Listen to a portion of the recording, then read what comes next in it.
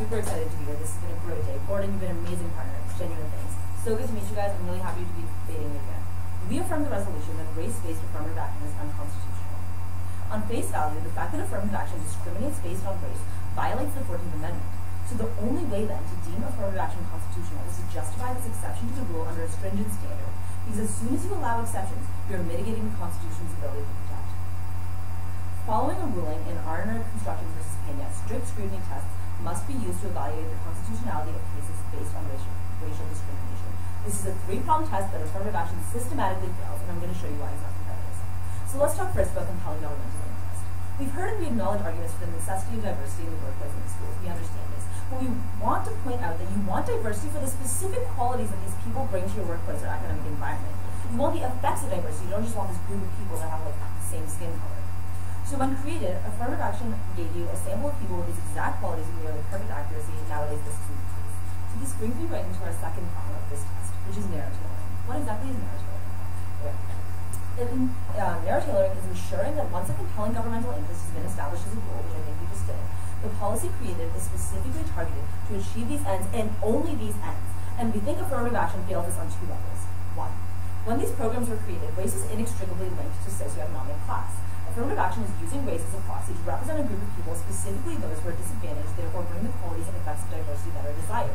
And this proxy no longer applies to represent all of the minorities that you are protecting for compelling state interest in the effects of diversity. Nowadays, we see the desired qualities spread around among many races and definitely no longer necessarily linked to being Black in America, for example. What this means then is your program is no longer narrowly tailored to your initial goals. In short, affirmative action served its narrow and specific purpose of netting the exact group of diverse students because race was an effective and accurate proxy back then. But now, your methods do not achieve your goal. And in fact, we're having these type 1 and type 2 errors, where you're either accepting a false null or rejecting a true one. In the context of affirmative action, this means two possible mistakes. One, you're advantaging privileged minorities who benefit from the policies. So for example, we think like a rich, Black guy from Exeter who doesn't bring the qualities and effects of diversity that we've told you are the compelling governmental interest. But second, you're making this type 2 error where you're disadvantaging underprivileged races that are not benefited by affirmative action. So for example, people from the Appalachian Mountains who are Caucasian, or Asian people whose parents were immigrants in our first generation and have overcome those struggles of being the first person in their family to speak English, for example. The second way in which affirmative action fails narrow tailoring is because it lacks an expiration date. So the program of affirmative action has a limited duration, which means that at some point we will reach a level of racial equality where the proxy completely fails to function. This date exists, but we cannot know when it is because racial equality is inherently immeasurable. The Supreme Court backed the notion that the use of racial preference will one day be unnecessary and that this day cannot be pinpointed in Breeder versus Bollinger. Because there is no definitive proposed timeframe, the claim of working towards a specific goal on a specific day fails to stand under narrow tailoring. So once affirmative action is no longer necessary, you are advantaging a group of people for no reason. This is really underscoring and magnifying the 14th Amendment violation that we already laid out for you and already established as a really big harm or a really big problem, one that we're not willing to bite on side today. Let me talk finally about the least restrictive means. So we've shown you that affirmative action is in no way narrowly tailored. I think that this is really obvious. We showed it to you on two levels. And how it doesn't fit the compelling governmental interest that we set out, which is these effects of diversity, the effects that come from having people come from diverse backgrounds and of different colors. But let's pretend for the sake of debate that it is, so that we can show you why it fails the final test of strict scrutiny insofar as there are other policies that can be created that achieve the exact same compelling governmental interest goals and definitely restrict fewer rights of innocent third parties stemming from the 14th Amendment. So when you're infringing upon rights, we want to minimize the extent to which you're doing so. This is evident, right? We don't want to, be infringing on rights everywhere. We want to do it and make it as small as possible if it's happening, if we can have a compelling governmental interest behind it. So I think, for example, we could jump to the original reason we had these programs, which is to help disadvantaged people, and introduce socioeconomic affirmative action, which we think will give you the racial diversity you need, and the diversity of experience and background, specifically that educators and employers truly desire, that we laid out as a compelling governmental interest we want, while failing to infringe upon the 14th Amendment rights, the right of an applicant to equal consideration and equal opportunity based on their race. We could also introduce a program similar to the one that exists at the University of Texas, in which you take the top 10% of people from every school. So these people are automatically admitted. How does this accomplish the goals we're trying to serve? So you're trying to create, foster a really effective and great learning environment. So let's say we have 3 schools. Let's say we have a really fancy, swanky school. We have the middle of the road, and we have a really disadvantaged school. If you're taking the top 10% from each school, you're getting a cross-section that includes the people that have taken their circumstances and excelled to the top of them. That means that you're not taking the people from the bottom, you're not taking the people from the bottom of the like super privileged school just because they have college counselors or Kaplan-types or whatever, and you're not rejecting every single person from that underprivileged school. But beyond this, when this was introduced at the University of Texas, they actually saw an increase in racial diversity. We think that this is obvious why this is and why it would be a really effective program. So I think we made it really clear how affirmative action fails all 3 standards of strict screening. This is really obvious after I've laid this out to you. For all these reasons, I am so thrilled to propose.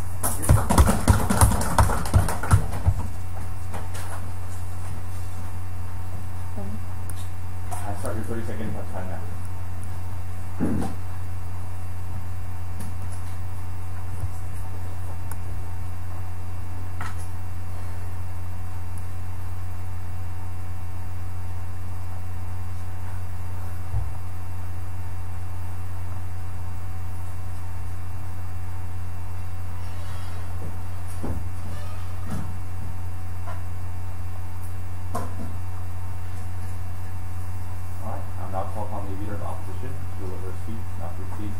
You're here.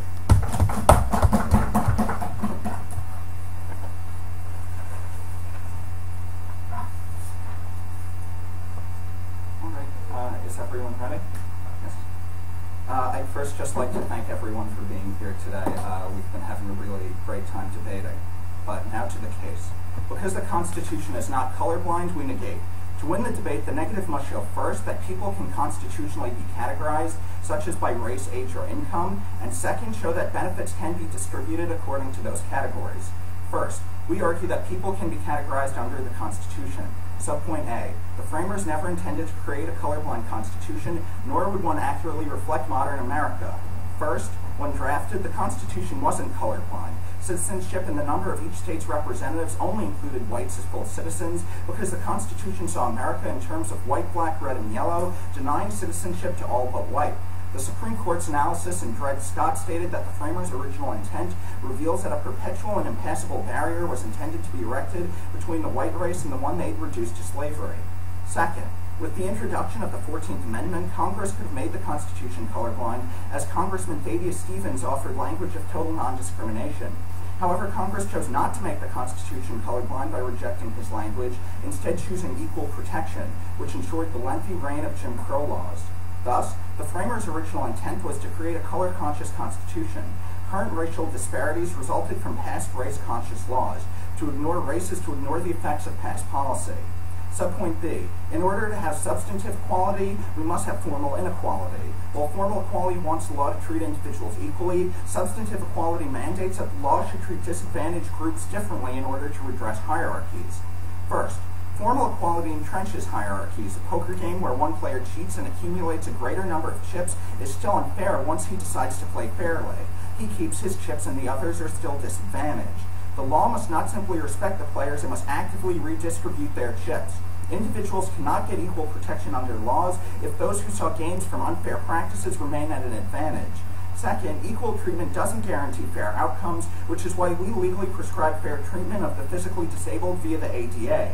People who don't suffer from disabilities must fund ramps and automatic doors, even though these people do not benefit from such goods. Those with disabilities deserve fair treatment, even if the process used to provide fair treatment is formally unequal. Second, we argue that race is a sufficient and appropriate justification to consider whether or not one receives benefits. First, race can be used as a proxy because of the legacy of slavery and color-conscious treatment by both society and the legal system in the post-slavery era, which established the lack of a level playing field in many areas. As the Supreme Court discussed in Adirond, the need for solutions to this nation's racial problems are compelling. While race as a proxy is narrowly tailored solution because every African American is affected by society's racial discrimination, and because the interests such as diversity, as discussed in Grutter, affect everyone in society. All of these arguments could be cross-applied to the contentions on the affirmative case. But second of all, racial disparities are self-perpetuating. The disadvantages to people of color and the benefits to white people are passed on to each succeeding generation unless remedial action is taken. Unless we use a policy to actively eliminate institutional racism, the disadvantages to people of color coalesce into institutional practices which, although they may be race-neutral in intent, adversely affect people of color. Thus, because using race as a proxy for advantage is justified by reference to past discrimination, and because race-based affirmative action provides substantive equality, it is constitutional. Now you could go to the affirmative case.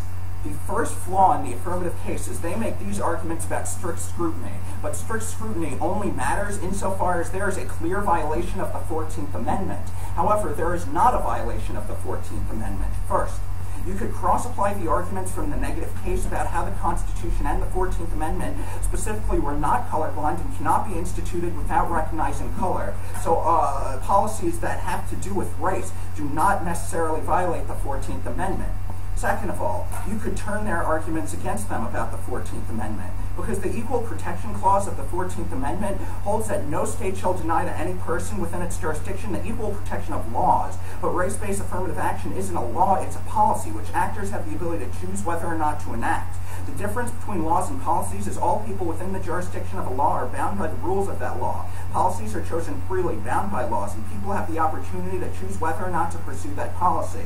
For instance, welfare is a policy, and low-income people may choose whether or not to accept it, but paying taxes is a law, and people are forced to abide by it. While the Equal Protection Clause ensures all people will be bound by the same laws, it does ensure everyone will be affected equally by policies. Third, affirmative action doesn't deprive anyone's genuine opportunity right, since affirmative action redresses the loss and prospects of success for racial minorities attributable to racism. It only deprives whites of the corresponding undeserved increases in their prosperity of success. Affirmative action doesn't take anything away that anyone's rightfully earned, but keeps us from being able to judge people based on individual merit if there are structural barriers to their opportunities to succeed. As an overview to the rest of the case, first of all, we can still consider socioeconomic problems and other problems, but still base affirmative action in race. We can also base it in socioeconomic factors and other factors. And second of all, just because some policies are better doesn't necessarily speak to its constitutionality or legality. Therefore, I urge you to negate. Here. Thank you for your helpful remarks. I'll start your 30 seconds have time.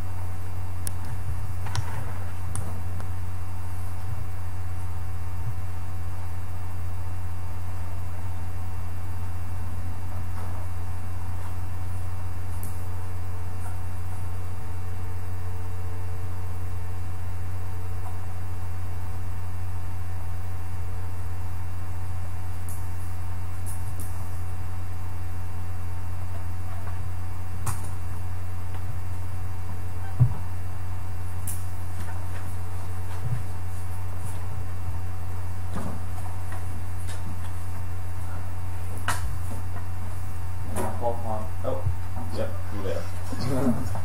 5 minutes, we're here. You're here.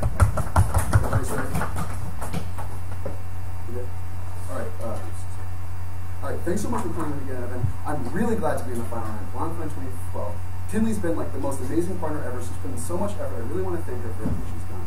So let's talk about what we have in this case. I'm first going to talk about what op strategy is here and why they're wrong. I'm just going to go line by line. So the first thing they talk about is why, and it's sort of like an original standpoint about the Constitution.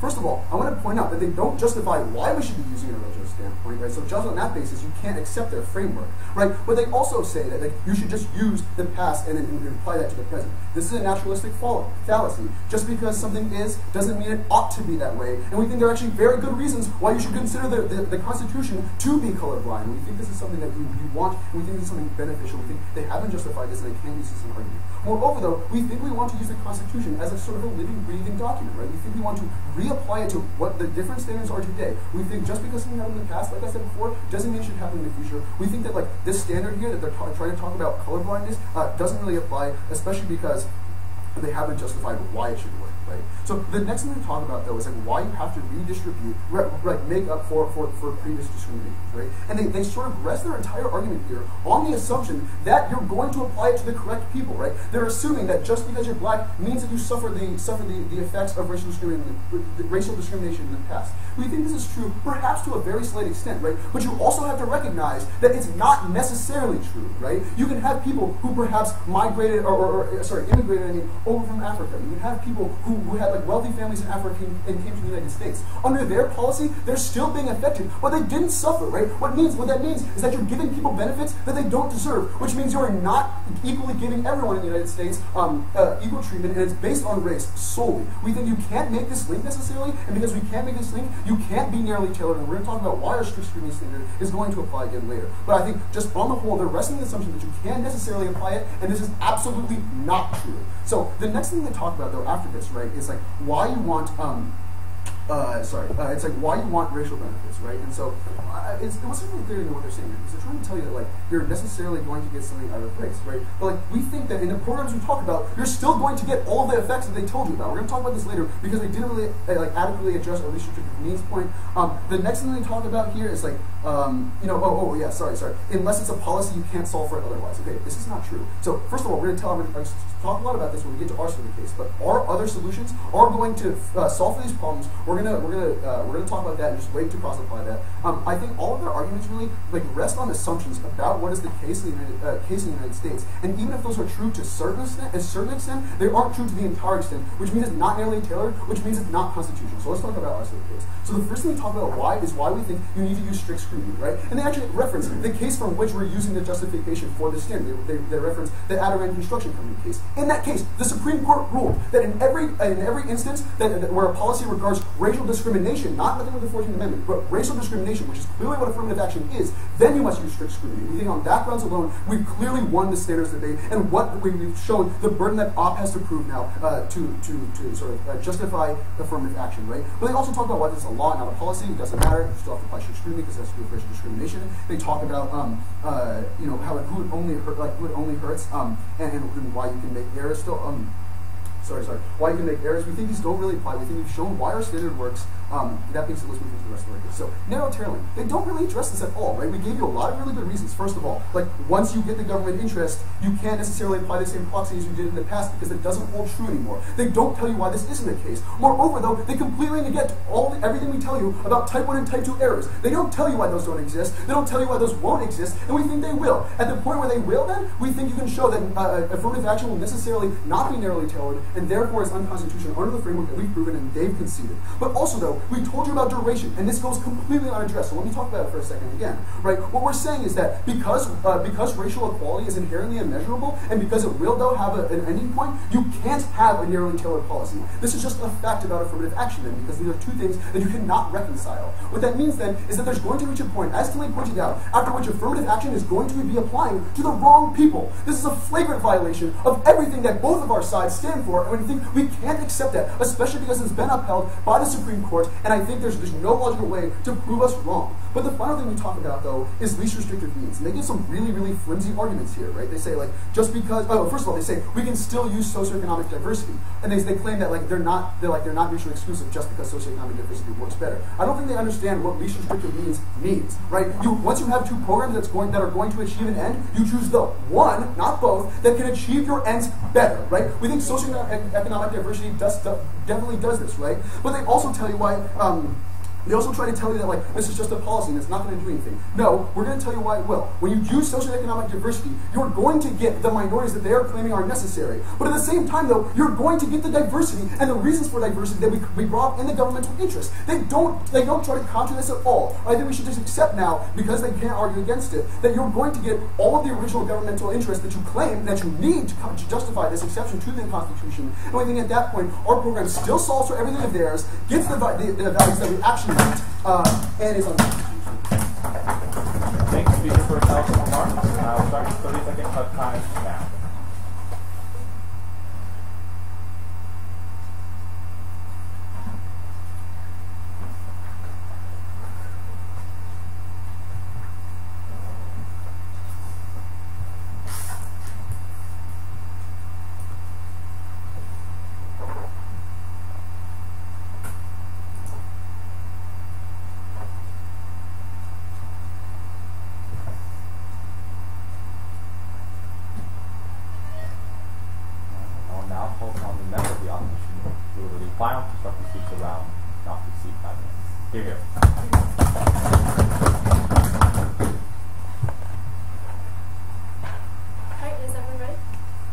I'd first like to thank everyone everyone for being here, to Dylan for being a great partner, and to you guys for being great opponents once again. I'd like to start by talking about our originalist view of the Constitution. The problem is that our opponents say that we never justify why we use this originalist view.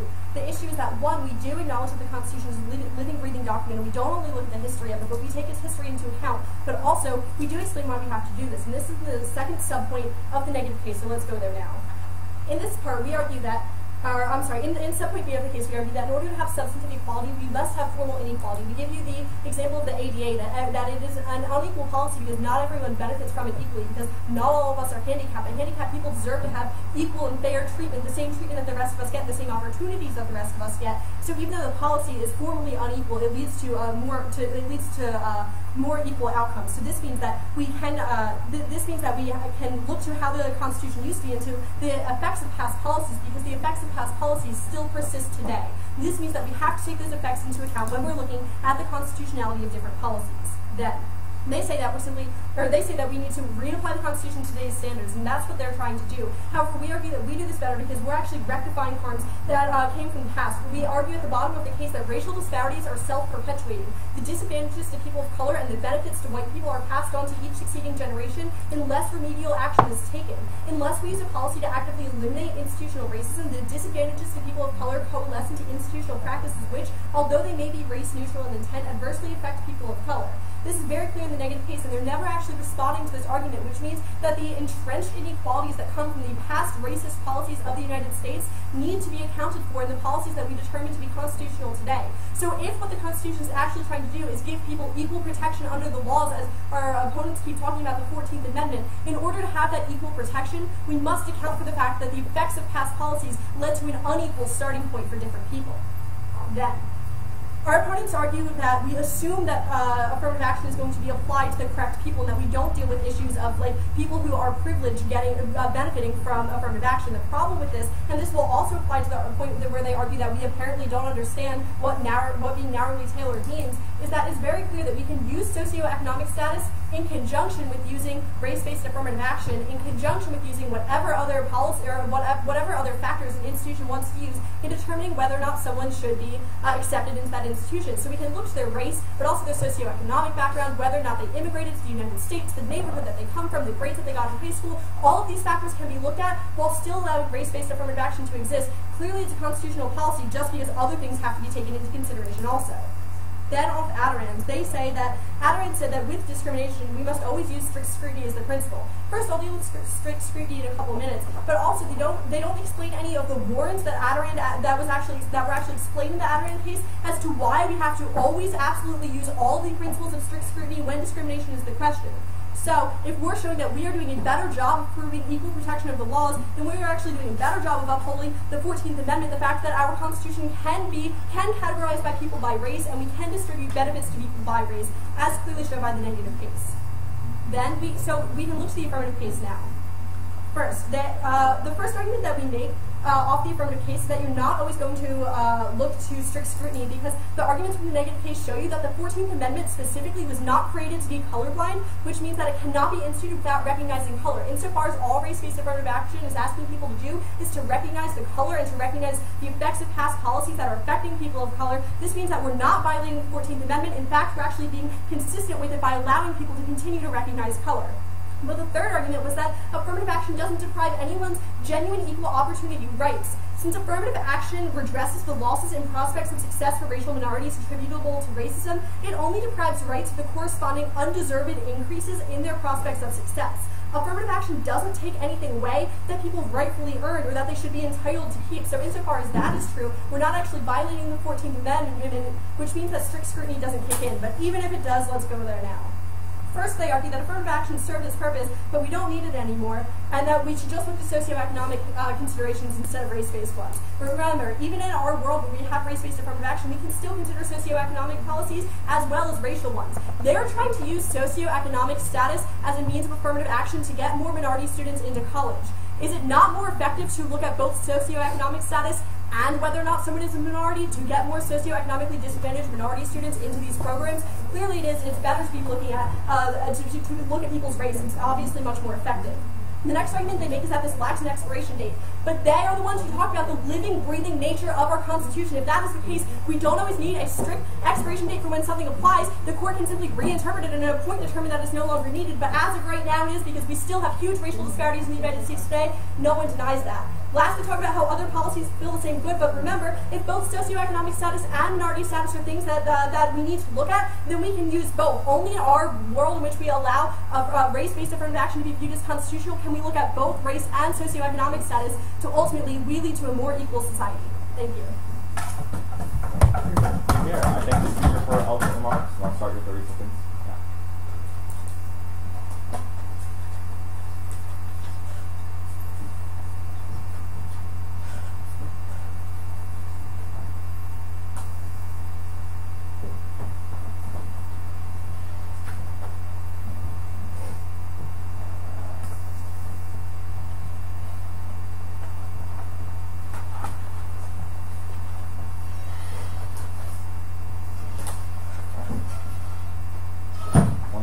The leader of opposition to close out the opposite of the round in a rebuttal, not to exceed 3 minutes, reminding him that while new examples are inferred, new arguments are not. Get here. All right, everyone ready?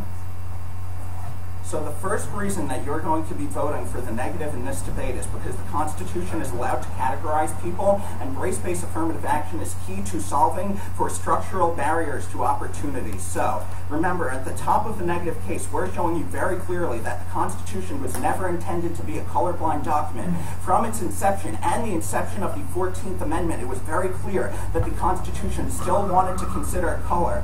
But even if that's not a sufficient reason to look to categorizing people, we show you very clearly that the Constitution ought to categorize people because only through formal inequality can we ensure that people are treated fairly. The clearest example of this is the way that how we deal with physically disabled people through the ADA. People who don't suffer from disabilities still fund ramps and automatic doors even though they don't benefit from such goods. So those with disabilities deserve fair treatment, and that only happens when people are treated formally unequal. Then, below that, we explain to you very clearly that race is a sufficient and appropriate justification in order to consider whether somebody receives benefits. Remember, we tell you that this is because of the legacy of slavery and the color-conscious treatment by both society and the legal system. We also very clearly told you in the first speech that this does meet all of their standards of strict scrutiny if they matter, because the Supreme Court clearly stated that racial problems, solving those are compelling, while race as a proxy will always be narrowly tailored because it always still will affect African Americans throughout society, and because interests such as diversity, as discussed in Grutter, affect everyone in society. We already showed you their arguments about privilege or how race alone is insufficient doesn't matter because we can also take into account other factors such as socioeconomic ideals and arguments about your family history. There is no reason that we are constrained to only look at race-based affirmative action. We can talk about other kinds as well. Then, you can go to the affirmative case. The biggest flaw in the affirmative case is that they're assuming that we are violating the 14th Amendment, but we are extending unresponded to arguments that very clearly show you that we are not violating the 14th Amendment. First, because the Constitution always recognizes color, so arguments about race related to the Constitution don't violate the 14th Amendment, but also because affirmative action isn't depriving anyone's genuine equal opportunity rights. Rather, we're showing you that in their world it is harder to properly judge people because we can't judge people based upon their individual merits if there are structural barriers to their opportunities to succeed. We're the ones breaking down these structural barriers on people's opportunity to succeed, and as a result, we are not the ones violating the 14th Amendment. Rather, if anyone would be, it would be them because they are keeping entire races of people from having equal opportunities. Then, remember our overview responses to the arguments about strict scrutiny. Not only do the arguments from the negative case still apply, such as us being able to consider other factors along with race and still have race-based affirmative action, but just the fact that two policies can be constitutional doesn't mean that one is unconstitutional. Rather, just because something might be better isn't what the Constitution cares about. The Constitution only talks about whether or not it is legal for the United States to take an action, and our arguments show you very clearly that race-based affirmative action is constitutional. Therefore, I urge you to negate. I thank the speaker for his eloquent remarks and call upon the Prime Minister to close out the long thing. Oh, after that.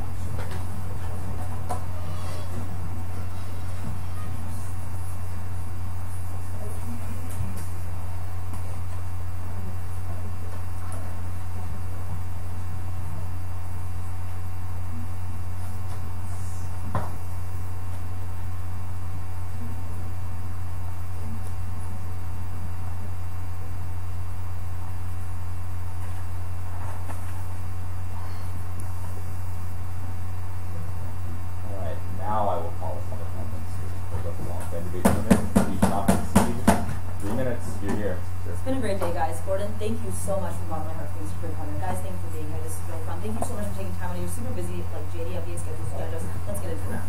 Okay, so we're going to talk about strict scrutiny. And I think that we can easily tell you why we are using strict scrutiny. Not only did Gordon show you the legal precedent in the Supreme Court as to why we use strict scrutiny whenever racial discrimination is involved, we can also tell you that the 14th Amendment is being violated in that people are being discriminated against based on their race. We think that this is very obvious. We set that out at the very beginning of the PMC. It was clear and it has flowed through the ground. Let's get into what exactly strict scrutiny is, because this is going to address basically everything that they've tried to say on their side of the house. First, governmental interest. So they haven't at all tried to contest our stated of governmental interest as something that is a compelling governmental interest, which is the effects of diversity. We've told you how the effects of diversity are what we're looking for. They didn't contest that. They talked briefly about how race is an appropriate metric and justification for benefits to benefit people. But I'm going to talk exactly why that's not the case in Narrative, why affirmative action doesn't accomplish the goals that they're going for. So they tell us that race is an appropriate metric to justify these who we should benefit and who we should disadvantage. Okay. So we're thinking that we want to benefit those people who are inherently disadvantaged, the people that start a couple steps behind. So those people that were affected by slavery, or the people that are currently at a low socioeconomic status.